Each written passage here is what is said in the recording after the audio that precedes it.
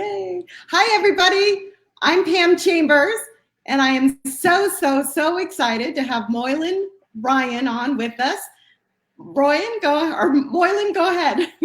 Hi, everybody, and Pamela, thank you so much for this opportunity for me to share the work that I am so enthusiastic. It's about bringing positive change to people's lives. Bringing ease and building relationship. So it's a wonderful opportunity to be here for 30 minutes with you, and hopefully get some positive messages across to people that may be struggling.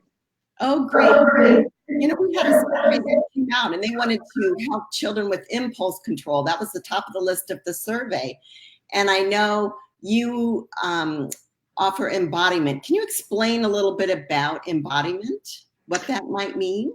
Of course I can. I believe that for somebody to change, it needs to be embodied. For example, a good example I always use is the example of driving a vehicle. For example, you have to be able to sit in the vehicle, have a feeling for it, know where the different buttons are and how to switch the vehicle on, and then you get a feel for it. But it's very few people who can read about driving a vehicle and then get in and successfully drive from A to B. So after a while, it becomes unconscious, and the change, for real change to occur, it has to happen through the body. And I would say that it really, a deep change occurs in the expression of the genetic coding in the DNA. That's how deep habitual patterns are. They're really ingrained, and so whatever we practice, we become. So the body is that portal to bring change to the cognition, to the mind. Can you give an example of the parents involved with impulse control? I know we talked a little bit about this before the show, like if somebody were to come to a child in sort of a combative way, how might your practice be able to help somebody with more impulse control and maybe not to react? Well, thank you for asking that question. And I know in our blog that you might have shared with these nice people, there was an account of a young boy who came to me 4 years ago whose name is Harris, and hopefully some people might have read that account. But when Harris came to me originally, he had very poor communication. I would say he was more introverted and would have had a type of reactivity. And most important at the time, his posture, I noticed, was very fragmented. He found it hard to be in his own body. There was a certain sense of discomfort. Uh, he found it difficult to have a sense of alignment and structure through the way he moved through space.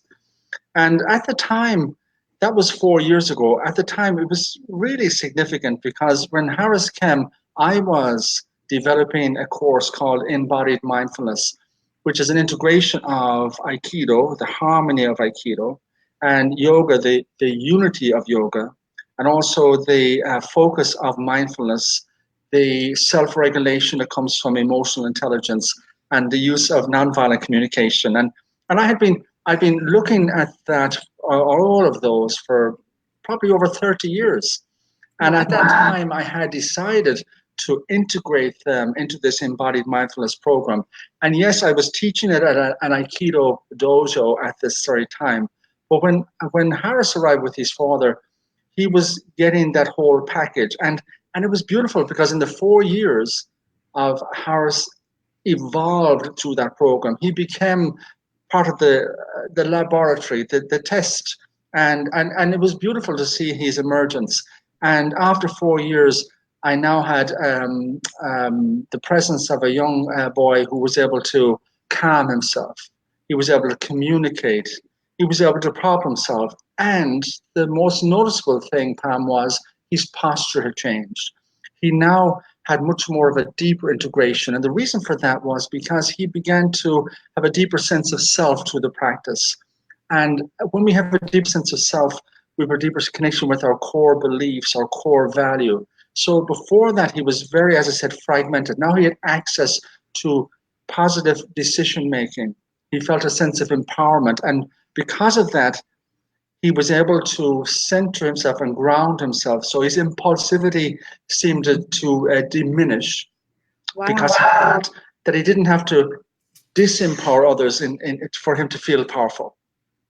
Right. Well, I know his father, and his father just commented so much on how much Aikido had helped him, that it sort of centered him, grounded him, and he just became a different person, less reactive. And instead of getting into a fist fight back, he became centered and grounded and could just give him the stare down. Right. And you know, I agree with you, because all these practices of embodied mindfulness, they teach children and adults too to be reflective rather than reactive.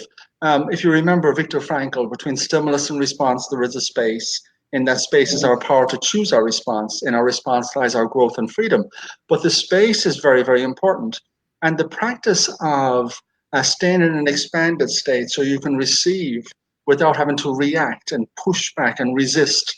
We go into a resistance rather than a response ability, the ability to remain centered in ourselves, empowered to make a good choice of response. And all of these, in the integration of all these arts, for example, if you look at nonviolent communication, the ability to respond with empathy, the emotional intelligence to be able to self-regulate ourselves so we can calm ourselves, the ability to be able to be mindful through the breath so we can focus, and the ability to look for unity rather than separation, to be, how would I say, have a non-dualistic view or perception. And mostly then, of course, you mentioned Aikido, the practice of harmony. So it's an integration of all these. The layers of these practices was what brought such colossal change to Harris and a plethora of other students that I've had the privilege of teaching over the last number of years. Well, it's not come at a physical stance. And the physical stance sort of, is there any thinking that you teach them that goes on, or is it more sort of feeling their way? Well, I think that the body teaches the mind. So, for example, we have movements in embodied mindfulness where when we feel gripped and there's a sense of opposition, we move from that resistance and we move from a resistant point of view to a viewing point. So we're doing that physically. So embodied mindfulness, we have these somatic practices that the body practices to bring it from the entrenched, rigid stances of opposition into more of what we call flow. So when you look at fight, flight, freeze, and then flow, flow is where you have choice. Flow is where choice occurs. Right. I know. Quick little move together. That, if somebody comes at you like that, how you turn it around and you get behind that person to see from their viewpoint. And exactly. That's something that you teach then in Aikido. In the embodied mindfulness practice, if you look at the emotional intelligence, the different aspects of it, but the third aspect of it is to be able to positively influence the directional compass of those that you're in relationship with. So it means to be able to empathize with them. It basically lead them to a place of resolution. So we often we use these somatic practices. So we teach the body to be able to move away from this, as I said to you, these rehearsed, habitually ingrained stances and postures of opposition. So that informs the mind. So the neural pathways become more freed up, and we see that there are more ways to respond to the problem on hand. Sometimes we're caught and gripped by the hand to represent these challenges. Okay, we do have a question. One of our said, what are some ways that we can practice this with our children? That's a very good question, and I really love the idea because for children to, and that's what happened with Harris, was that his dad became part of the program, and that was so vitally important, and that's, I think, really reinforced the change because they were building connection. Because when we don't work with our children, what happens is we go into correction. And correction separates us further, and connection is what we want to do. So we want to practice connecting with our children. And so we want to practice what we want our children to become. So mindful parenting. We're working at this very much. Embodied mindfulness is currently working on developing a video stream, ebooks, and children's classes and parenting workshops to offer this information in different formats. But what I'd really like, Pamela, is that if these nice people who are listening to us today could get in touch with us and ask how they would wish to receive this valuable information, in what format, so that I can actually create it and channel it so that they'll be able to utilize it in their everyday relationships to empower the relationships with their children and to help their children to cope with these chaotic and crisis type of situations they find themselves in from time to time. That would be great, because I need to learn something. Is there anything, can you let them know where they could contact you if they have questions or want to give you feedback? Can you give them your email address? I can, of course. Yeah, it's thank you, Pam. It's support at embodiedmindfulness.com. Okay, and that's spelled INBODIED mindfulness, correct? Correct. And the reason why it's spelled that way is because it's in, we go in to change. We often give our children time out hoping they'll change, but they don't. And we need to give them a time in. So if to answer that person's question further, is that how do we practice with our children? Well, first of all, you practice with yourself. And before we end our conversation today, which I'm very glad to be having with you, I will definitely give you a little practice that you can begin to practice with yourself, and then eventually bring into modeling that with your children. Ooh, I like that. And somebody just commented that I would love to be able to contact you about this because I need all the help I can get. Well, I think, I read somewhere once that parenting is a huge responsibility. Parenting is a huge responsibility should you decide to accept it. And I admire people who take the interest to create meaningful, deep relationships with their children, because we're building the future of communities, of our country, of the world. And so the legacy that we leave our children, what they remember, from being in our presence is vitally important, Oh, yes. Physical affection is important too. There's nothing more connecting than that, as far as to even calm our children. Yes. If they feel they're supported physically, emotionally, all of that. And love, it's a great expression of love to physically touch them. Of course, yeah. And it's very beneficial, I think, as well, to be in touch with one another, whether it's the physical touch, which I totally support, but to be in touch, to be attuned, to resonate with one another. Because unfortunately, a lot of people, Pam, are separated from themselves. They don't know how they feel. They don't know what they need. So embodied mindfulness is about I suppose, a re-education, introducing ourselves to ourselves, so we know what's happening in our head, our thoughts, what's happening in our heart, our feelings. And we call this down here the hara. This is where your intuition is. It's down below your navel here. So you have the three H's, I call them: head, heart, and hara. Once the three of them are functioning, now you're in the third dimensional existence, which is an unbelievable place to communicate from. And it sounds like it's almost teaching them to become intuitive from the physical outward. It's sort of developing your intuitive sense to not be reactive, but to be responsive. I remember, when it is very true, and to have a sense of core, so that you can rest into yourself. When times you might not be able to change what's happening in the external world, but you can also change. You can always work with what's happening inside. You can change how you're going to respond to situations. Then you have a choice. It's very important that we support children's choices. That's why I often say, a simple example to a child would be, would you like to go to bed in 10 minutes, or would you like to go to bed now? So that might sound pretty simple, but what's happening is that we are now instilling in a concept in their mindset that their choice is of value. And later on, by doing so, they will develop that resource of being able to create choices in times of crisis. But if we don't value their choices and we negate them, they'll never be practiced at that.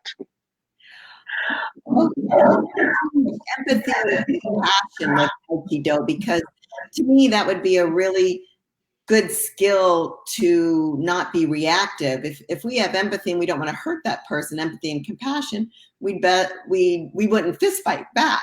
But how do you teach that with Aikido? I think that the ethos that I have in embodied mindfulness is how not to fight. Which is strange, really, isn't it? But we use the protective use of force at times, when the situation has got out of hand, or we need to take responsibility for bringing things back into harmony, finding resolution and whatever. So, some of the greatest crisis that we'll have is unkind words, dealing with bullying issues with children, or teasing, or whatever. So to be able to remain centered and to be able to respond in times of duress, I think that's something that we have to practice. So what I would say to you, Pam, is that, and to the person a while ago who asked the question about practicing with our children, we have to be able to help children to cope ahead. So there's times for children to in the moment when it's an acute explosion of impulsivity. So we have to be able to calm that. Okay, but I like to use the example of the traffic light. You have a red and you have a yellow and a green. So green means that I'm pretty chilled out and things are good for me. And then a red is when I'm out of losing it. I'm out of losing my center, and I might be exploding, or whatever the case may be. But orange is where I'm just tipping over. Orange is when I've been triggered and I know I'm going to react. And it's very important for adults or parents to practice this themselves, but also with their children. So they give them a coping mechanism. So they put something in place rather than dealing with the crisis every time. So if the person feels this eruption, they'll feel it in their body. So the more that we're embodied, the more that we feel, accepting of what's happening emotionally, and then to be able to deal with that accordingly. So how do you teach them then to not react? I mean, when they're in orange, what would you tell the student to do? Or what would they do? Let's talk a little bit about the exercise that I was going to tell you about in a while. And this is a good time to do this. And first of all, I'd like you to, we can share this with children, and I would gladly share, and I've shared it so many times with them before, but it's really adults that need to learn this first and then model it to children, because children will learn through modeling, Yeah. So if you listen to a child and listen to them respectfully, they will listen respectfully to you. It's like those mirror neurons we talk about. So the practice I'm going to share with you now, and you can practice it there, Pam, if you wish. It's a practice I call hitting the pause button. Okay. And everyone has heard of that. We hit the pause button on something, and we know where that is. So, but our pause button is somewhere where very few people know where it is. So it's not accessible to them. But I'm going to leave you into a secret today and tell you exactly where it is. It's if you take your hand and place it just below your navel and just press it lightly into your tummy. Just press in, and you'll begin to breathe into your hand. And with your hand on that part of your body, you'll feel a sense of reassurance, a sense of support. But this is where all the emotions live in your body, down in the stomach area, in the abdomen, and the guts. This is where all emotions stem from there. So as we gently press with our hand, we now begin to breathe into that space, allowing it to fill and relax.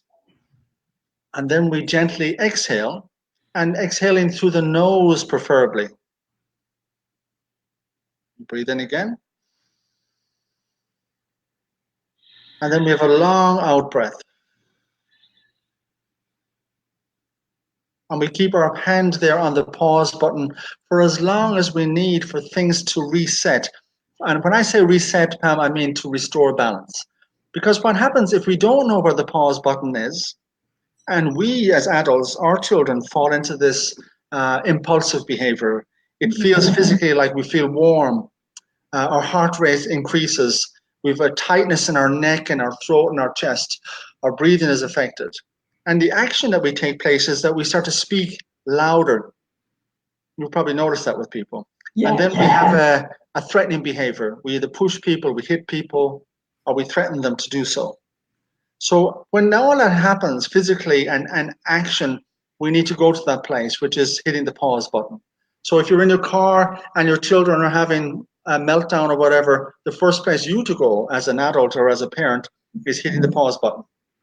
And just you put your hand down there, and it's only by you practicing that, then you can actually start to teach it to, and seeing the effectiveness of it in moments, how you can calm yourself and have choice, and then you can teach your child to do the same thing. Well, to me, practice. The parents can have a clue when things aren't upsetting. When just regular everyday stuff, just say hit the pause button, and they would practice.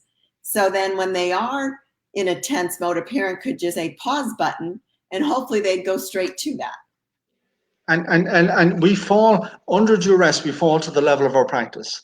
So we need to be and that's why I'd love in these video clips that we're talking about, or the ebooks, or the parenting, coaching, whatever it is, or the classes that we have for children, they are practices that, you see, I've been practicing for 30 years. And if you want your child to acquire what I've acquired, yes, they could go to yoga and Aikido and all those things. And maybe in 20 years' time, they could have that. But we need it now. And most parents who are watching this, they need it this very moment, because every day they're coping with the same reactivity. And what I've done, I've taken the 30 years, distilled the whole lot of it down, and packaged it into embodied mindfulness. And I've prepared to impart that distillation and into short snippets so that you can actually apply it in the moment with your child when they're finding themselves in times of duress, and just as importantly, helping them to cope for things that are coming in the future, which inevitably they will arrive. Well, I do know when the pause is needed.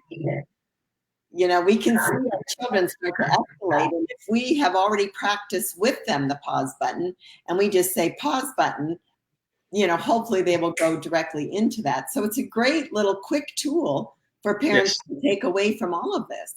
Yes, it is. And, I've looked at I'm fascinated by the relationship between the body and mind, and how the body, when you change the body, it changes what's happening in the mind. So as you know yourself from your own training and therapy and whatever, we have all the stimulation, HPA axis, the polyvagal, whatever, and stimulation and whatever. But in my years of working as a somatic psychotherapist, I'm also a rolfer, a body worker. I'm a teacher, I'm a movement educator, I'm a mindfulness coach, and I've taken all those resources, those rich resources, and put them into embodied mindfulness. So I feel that if you decide as a parent that you are exhausted and tired of being stuck in the cycle of habitual reactivity, and you've mistaken what's habitual for natural, because it's not natural, it's habitual.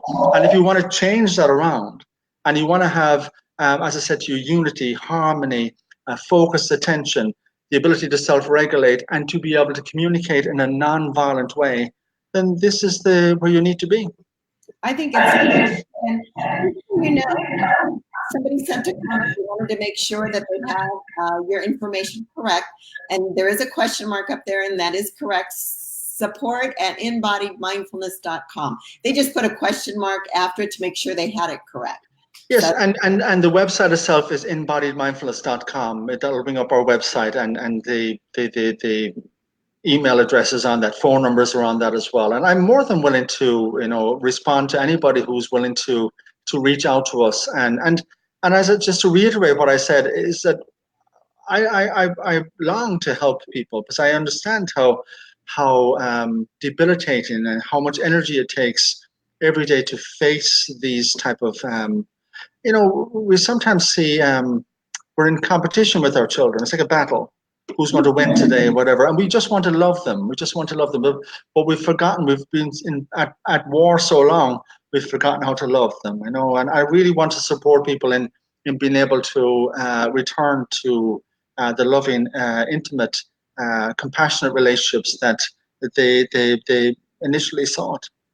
Oh, I think and you have with that embodiment, yes?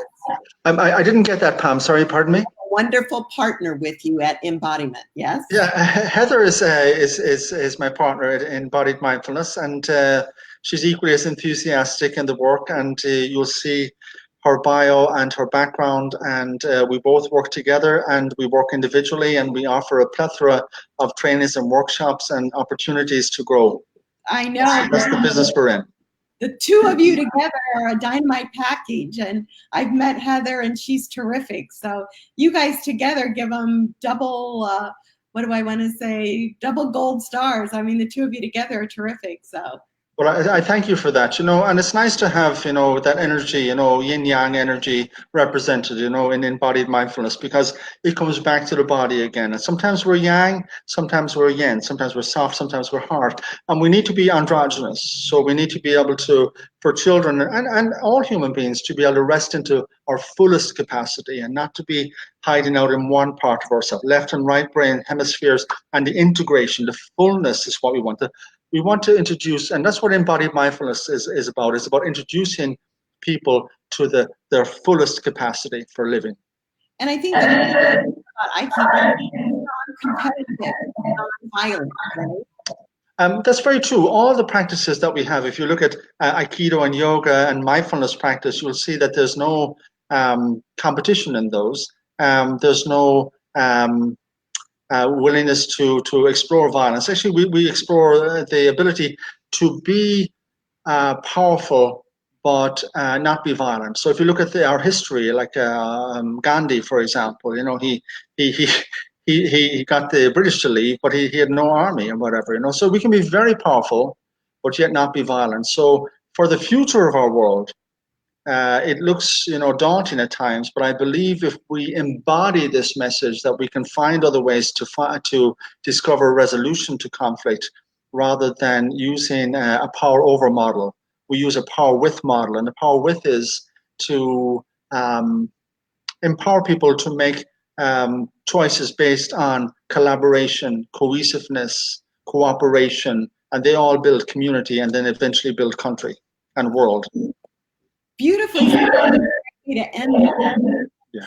Well, just so everybody knows, please, if you have any ideas for what you'd like to see in curriculum, videos, whatever, please go ahead and email Moylan, and it would be terrific. And if you have any questions, email him as well.